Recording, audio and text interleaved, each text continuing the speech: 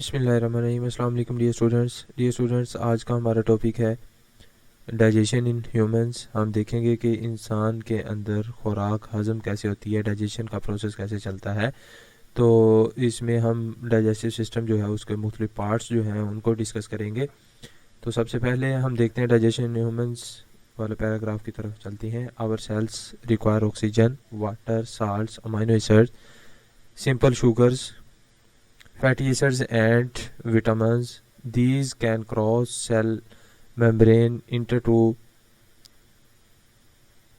cells, यानी कि ये सारी की सारी चीज़ें जो हैं ये सेल मेम्ब्रेन क्रॉस करके सेल के अंदर दाखिल होती हैं। Amino acids, simple sugar, vitamins, fatty acids are rare in our environment, यानी कि अमाइनो एसिड, सिंपल शुगर और फैटी एसिड जो हैं रेयर इन आवर एनवायरनमेंट, हमारे माहौल के अंदर बहुत कम होते हैं, बहुत माइनर तादाद में होते हैं। Such substances are usually part of large molecule like protein, polysaccharides, lipids which can not cross membrane, यानी कि ये आज़ादाना नहीं होते बल्कि ये इन बड़े मॉलिक्यूल्स के साथ अटैच्ड होती हैं।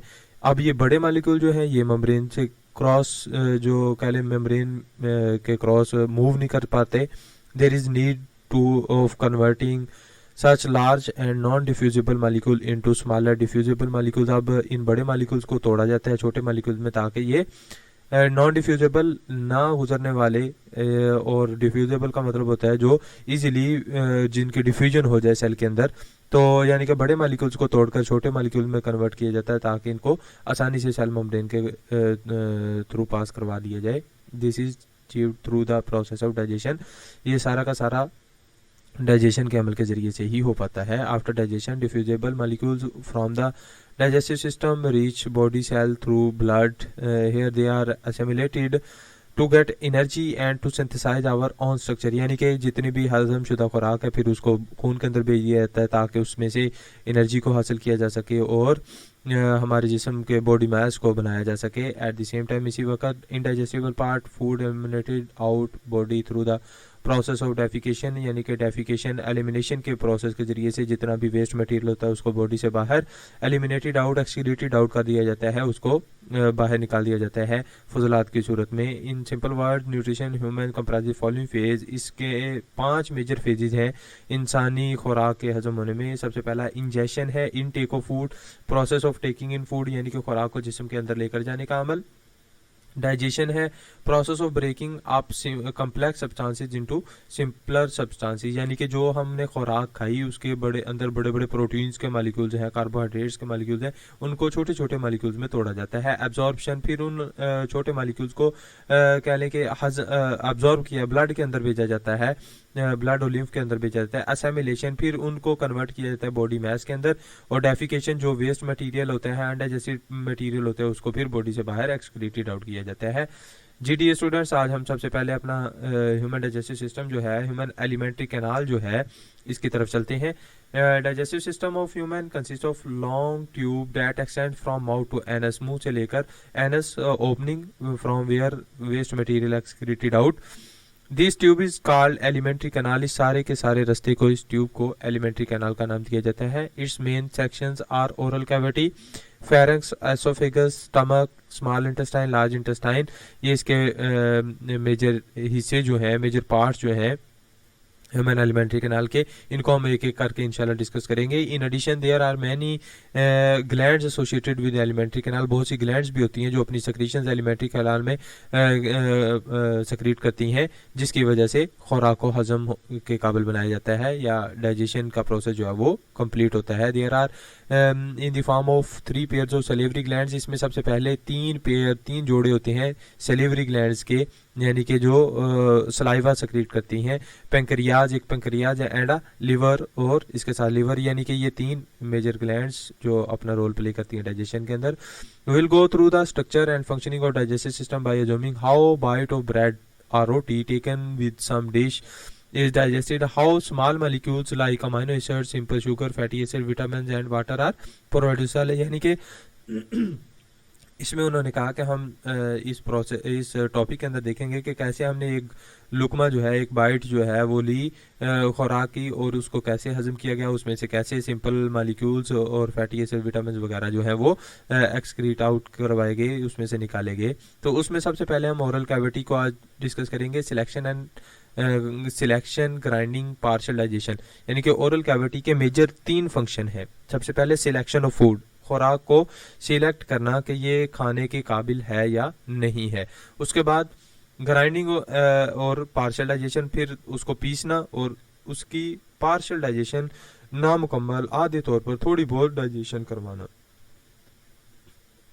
इसमें सबसे पहले हम देखते हैं oral cavity, space behind mouth and has, मुंह का खला। बेसिकली ओरल कैविटी जो मुंह का हमारा एरिया होता है, मुंह का खला जो होता है, and many important functions in the whole process of digestion, food selection is one of them. यानी कि सबसे पहला एक फंक्शन जो ओरल कैविटी का, वो सिलेक्शन ऑफ फूड है। यानी कि खुराक जब हम खाते हैं उसको, उसकी सबसे पहले सिलेक्शन होती है कि ये खाने के काबिल है या नहीं है। मिसाल के तौर पर जब हम खुराक जो है, एक लुकमा, एक बाइट जो है अपने मुंह के अंदर लेते हैं, तो हम उसका टेस्ट चेक करते हैं, उसको महसूस करते हैं, उसका जायका जो देखते हैं। अगर हमें अच्छा जायका लगता है तो हम उसको गुजार लेते हैं।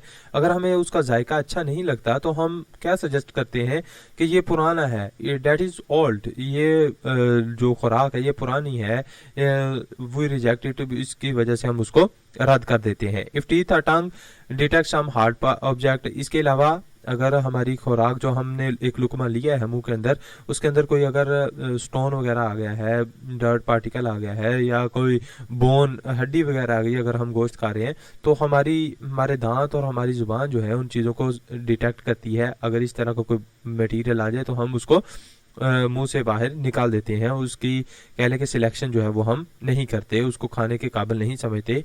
उसके अलावा सिलेक्शन के अंदर हमारी विजन जो है और स्मेल जो है ये भी रोल प्ले करती हैं खुराक को सिलेक्ट करने के अंदर। Second function of oral cavity, grinding food by teeth, दांतों के जरिए से चबाना। अगर सिलेक्ट हो गई, हमें टेस्ट अच्छा लगा, उसकी स्मेल अच्छी है, हमने अच्छी तरह से देख लिया उसको, तो दूसरा फंक्शन क्या है, फिर उसको हम चबाना शुरू करते हैं। च्यूइंग और मेस्टिकेशन का अमल इसको बोलते हैं, यानी कि चबाने का अमल।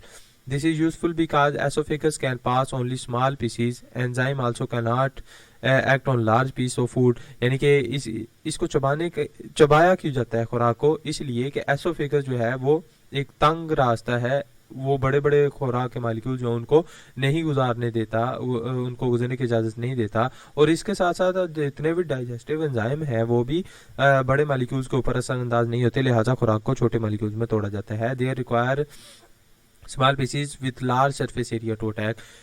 थर्ड फंक्शन, तीसरा और आखिरी इसका मेजर काम जो है ओरल कैविटी का, वो lubrication and chemical digestion of food, यानी कि उसको तर करना, लुब्रिकेट करना, ताकि वो इजीली डाइजेस्टिव सिस्टम जो है, एलिमेंट्री कैनाल जो इसमें से पास कर जाए। Chewing process stimulate the 3 pair of salivary glands. अब ये 3 पेयर सलिवरी ग्लैंड्स के मौजूद कहाँ होते हैं, अंडर टंग, एक जोड़ा जुबान के नीचे, बिहाइंड जाज, जबड़ों की पिछली जानब, and in front of years, और तीसरा जोड़ा जो है वो दोनों कानों के सामने वाली साइड पर। यानी कि ये 3 जोड़े जो है वो सलिवरी ग्लैंड्स के मौजूद होते हैं। रिलीज जूस कॉल्ड सलाइवा या थूक जिसको हम कहते हैं वो सेक्रेट करता है। Add water and mucus to food which act as lubricant to ease the passage of food through oesophagus. यानी कि ये लुब्रिकेशन प्रोवाइड करते हैं ताकि खुराक जो है वो एसोफेगस में स्लिपरी होकर इजीली मूव कर जाए। Saliva also contains salivary amylase which helps in the semi digestion of starch, यानी कि स्टार्च की पार्शियल और सेमी इनकम्प्लीट डाइजेशन करता है, यानी कि थोड़ी बहुत उसको डाइजेस्ट करवाता है स्टार्च को। During the process of chewing, lubrication and semi-digestion, the pieces of food are rolled up by the tongue into small slippery spherical mass called bolus। यानी कि जब प्रोसेस च्यूइंग चबा रहे हैं, इसके साथ साथ लुब्रिकेशन प्रोवाइड हो रही है, सेमी डाइजेशन हो रही है, इसी दौरान हमारी जुबान जो है वो उन फूड पार्टिकल्स को रोल कर रही है, यानी कि घुमा कर एक छोटा सा बोलस, यानी कि एक रोल बना देती है।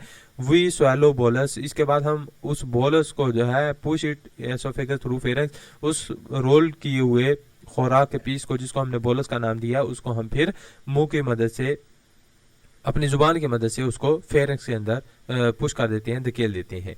तो इस डायग्राम के अंदर भी आप लोग देख सकते हैं ये एपिग्लोटस, ट्रैकिया, हार्ड प्लेट यानी कि जो तालू हम जिसको बोलते हैं, ये सॉरी ये तालू होता है, सॉफ्ट प्लेट जो होती है, ये हार्ड प्लेट आगे आती है, टंग है। तो इन यहाँ पर जो बॉलस बनता है फिर उसको ज़ुबान की मदद से अगली जानब धकेल दिया जाता है। नेक्स्ट इंशाल्लाह हम अगले लेक्चर में डिस्कस करेंगे। थैंक यू, अल्लाह हाफिज़।